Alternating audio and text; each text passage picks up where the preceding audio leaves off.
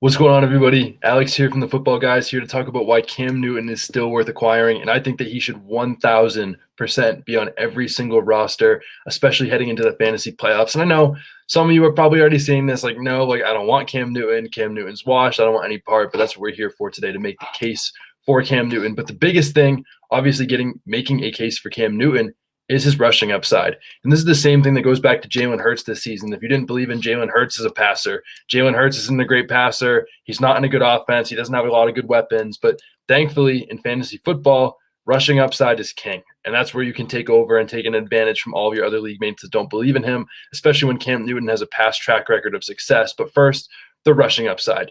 And this is the stat from Ian Hartitz: 19 out of 22 QBs with 4.5 rushing attempts since 2012 were top 8 QBs in points per game. The only ones who were not top 8 QBs in points per game and averaged over 5 rush attempts per game were 2012 Tim Tebow, 2014 Colin Kaepernick, and 2020 Cam Newton, with Damiere Byrd, Jacoby Myers, and Ryan Izzo as his top weapons. Most of you watching probably don't even know who Damiere Byrd and Ryan Izzo who they are. I wouldn't have known if I wasn't a Patriots fan. I have no idea who those guys are, so I think that's a little bit of an exception. But Cam Newton has been the QB8 or better in points per game in 6 out of his 8 seasons. 2020 was obviously an exception, but this year we also saw what he can do against Arizona and Miami. We'll get into that in a little bit later. But his other season that he wasn't a top 8 QB in points per game, he had Kelvin Benjamin was his wide receiver 1, and 29-year-old Jonathan Stewart was his leading rusher, who hit 1,000 yards in 1 out of his 11 professional seasons. But this year, Cam Newton has DJ Moore. He has Chuba Hubbard. Christian McCaffrey is unfortunately out. I think Chuba Hubbard is a solid fill-in, but he's obviously never going to be what Christian McCaffrey is.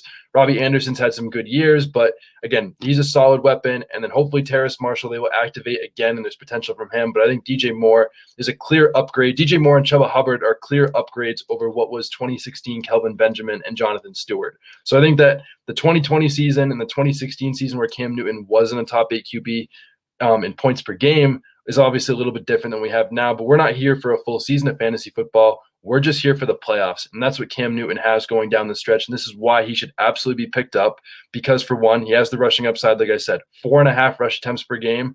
19 out of 22 QBs were a top 8 QBs in points per game, like I mentioned. But look at his schedule combined with that.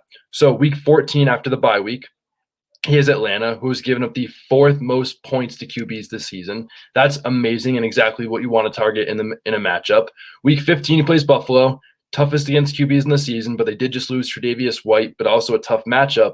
But the main reason that you want Cam Newton is because you want to win your championship. Maybe you need a fill-in. Maybe you need a new quarterback. If someone like Russ isn't playing well, or you've been streaming all year, Cam Newton is the perfect guy. Because in week 16, he plays the Tampa Bay Bucks, who have given up the 11th most fantasy points to QBs in the last 5 weeks. They've also given up the 9th most fantasy points this year to QBs, and it's going to be a very high-scoring game. The Bucks are going to score a lot of points. They're going to force the Panthers to score a lot of points. And like I said, they're top 10 in most points given up. They're a green matchup. Atlanta's a green matchup. And then in week 17, your championship week that is going to make or break all of your money that you're trying to earn this season, he plays the New Orleans Saints, who have given up the most points to QBs over the last 5 weeks and the 5th most points on the season. So right when it's in crunch time and it is time to go win your league, they've given up the most fantasy points to QBs over the last 5 weeks. 5th most on the season. So Cam Newton is the perfect guy. He has the rushing upside. Almost any QB that's averaging over 4.5 rush attempts per game over the last decade are top 8 QBs in points per game, besides a couple exceptions like we talked about.